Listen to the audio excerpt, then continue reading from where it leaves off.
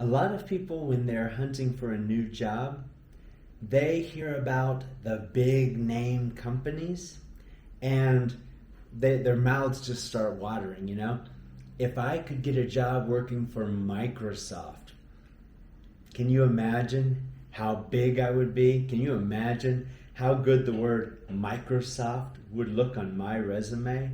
Or what if I could get a job for Google or Tesla or SpaceX or, name your company, any real big, high-end, high-profile, multinational corporation.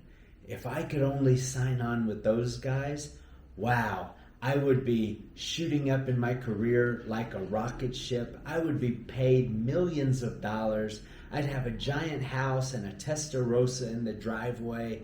We associate big name companies with successful employees who are making a lot of money. And that's not often the case. When you get into those bigger companies, what tends to happen is people get pigeonholed.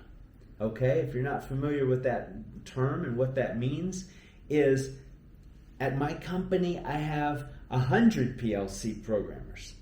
And you want to join my company as a PLC programmer? That's great. You're going to be the guy who programs all of the I/O. Well, programs the I/O, that's the easy part, right? Yeah. You're going to program the I/O for our $50,000 and under systems. But this is a big company, I want to soar with the eagles, okay? I want to climb Mount Everest. I want to be the greatest PLC programmer I can be. Well, you know what? I've already got 99 PLC programmers that are better than you. I just need somebody to program the I/O while all those guys do all the rest of the work. Well, okay, but you're going to give me $1 million, right? No, I'm going to give you like maybe $20 an hour. Maybe $20 an hour because you know what? I like your shoes. Yeah, you're not paying me very much. Why not? Hey, you're the one that wants to work for my company. You're the one that wants my big name company on your resume, right? Well, I'm not going to pay you for that honor of working here. I'm gonna give you the privilege of working here, pay you a little bit of money so you keep coming back, and you're going to be my I/O programmer. Sometimes working for these big companies isn't quite as glorious and high-tech and cutting edge as you think it is.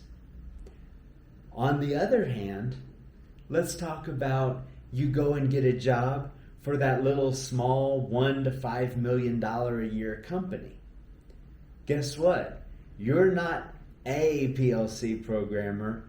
You are the PLC programmer because they only have one. And now you're not only programming the entire system, top to bottom, every system, but you're the one shaking it down, testing it, dealing with customer modifications, dealing with engineering changes. You're the one that has to go out to site to start the equipment up and set it up. And you're the one that has to create the documentation. And you are the one that has to interface with the sales engineers and the electrical engineers and the instrumentation engineer. You're the one who has to deal with everybody all across the board when it comes to your area. So now you're not just wearing, one small PLC hat in a company full of, 100 people that are all doing the job, the same as yours. You are now the guy or the girl who's doing the whole thing. And chances are, whenever there's somebody else that needs help or somebody else isn't around, you're also doing part of their job. And because the company can't afford to lose you, and because people aren't beating their door down because they're a big name company and throwing resumes at them, oh, please let me come be a PLC programmer for, what's your name again?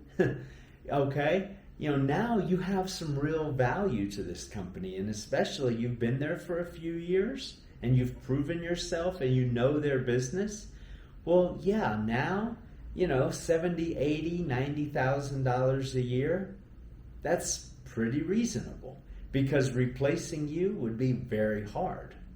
So if you want to really learn automation and learn PLC programming and really get the full jacket experience of what it's all about, think real hard whether you're going to get that in that big company or that little small company.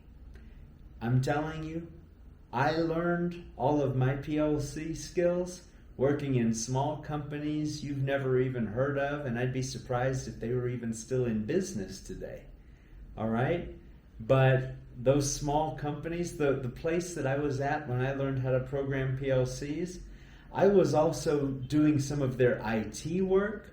I was doing half of their mechanical engineering and mechanical like design and drafting. I was creating their drawings, assembly drawings, fabrication drawings, and I was programming their PLCs, okay?